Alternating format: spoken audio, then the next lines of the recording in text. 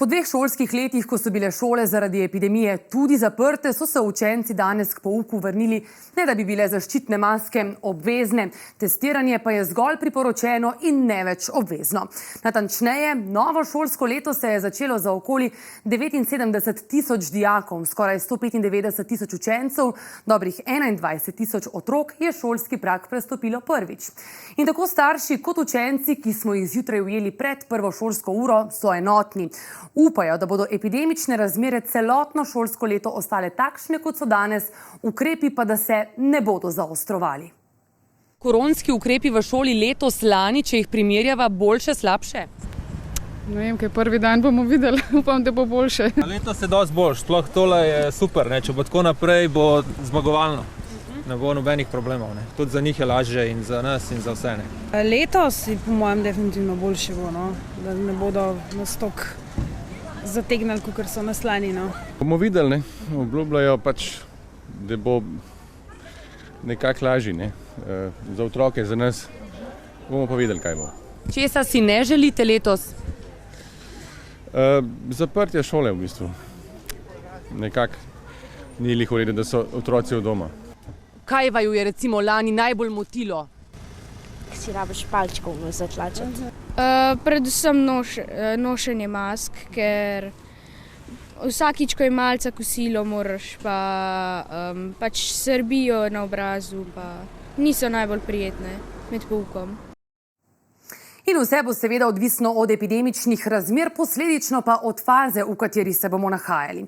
Trenutno krivulja okužb pada, kot lahko vidimo na koncu grafa, v državi pa je v tem trenutku aktivno okuženih slabih 19 tisoč ljudi. Samo za primerjavo, v lansko šolsko leto smo zakorakali z nekaj več kot 6 tisoč aktivnimi primeri, ukrepi so bili strožji, a dejstvo je, da smo se takrat spopadali s popolnoma drugačno različico koronavirusa. Kakšni ukrepi torej veljajo v tem trenutku? Glede na razmere smo v prvi fazi, kar pomeni, da testiranje v šolah ni obvezno in je le priporočljivo za učence, dijake in študente s simptomi in pa tiste, ki so bili v stiku z okuženo osebo. In še ena pomembna novost, za razliko od lanskega leta, ko so se učenci testirali v šoli, letos samo testiranje poteka doma. Če se bodo epidemične razmere poslabšale, bomo prišli v drugo fazo ukrepanja, ko se bodo morali testirati vsi, torej tudi tisti učenci brez simptomov. Na tej točki bo samo testiranje torej postalo obvezno, na koliko časa pa v tem trenutku še ni znano, zagotovo pa vsaj enkrat tedensko. Kdaj bo nastopila ta druga faza s številkami, denimo okuženih ali hospitaliziranih, še ni določeno. A kot pojasnjujejo v strokovni skupini, bo to na točki, ko se bo virus naglo širil in bo povzročal težji potek bolezni pri tako velikem številu pacientov, da se bo zdravstveni sistem znova znašel na robu. Še to, v obeh fazah je ključnega pomena redno prezračevanje prostorov. In kaj o tem načrtu strokovne skupine menijo starši? Kaj otroci? Se bodo testirali, pa čeprav je to zaenkrat le priporočljivo? Poglejmo, kaj pravijo. Če se bo treba letos testirati, se boš testiral? Ja, se bom. Ja. Zdaj upamo, da tega ne bo več. Če bo treba, se bo vaš sin testiral? Ja, zdaj, če bo kazal znake, recimo, da je bolan, pol načeloma, pač se bomo testirali doma, ne, to je to. Drugače pa ne, tako kot je bilo lansko leto vsak dan, tako, oziroma vsak 3 dana, kako je bilo. To sploh ne pride v poštev. Ne vem, ne bom nič komentiral, no? Seveda. Ja.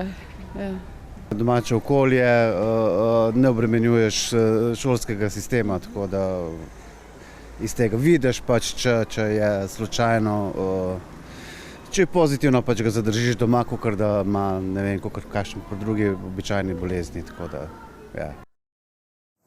No, tudi v šolstvu so z novimi pravili zadovoljni. Že lani so namreč ves čas poudarjali, da preveč časa namenijo testiranju učencev in beleženju negativnih in pozitivnih rezultatov. Od ministrstva pričakujejo, kot poudarja predsednica sindikata SVIZ, pravočasne informacije o ukrepih, ki se ne bodo spreminjali tedensko. Predvsem pa pozdravljajo nov pristop strokovne skupine, torej omejevanje širjenja okužb v šolah s priporočili in ne, kot je dejal Branimir Štrukelj, z avtoritarnim pristopom, ki je temeljil na grožnjah in kaznovanju. Z novo vlado in novo strokovno skupino je pristop k obvladovanju epidemije zaenkrat torej precej drugačen od tistega, ki smo ga poznali prej. Bomo videli, kako se bo to obneslo. Vsekakor pa šolarjem srečno in vse dobro v novem šolskem letu. Spremljajte nnainfo.si tudi naprej, iz studia pa za danes le še lep pozdrav.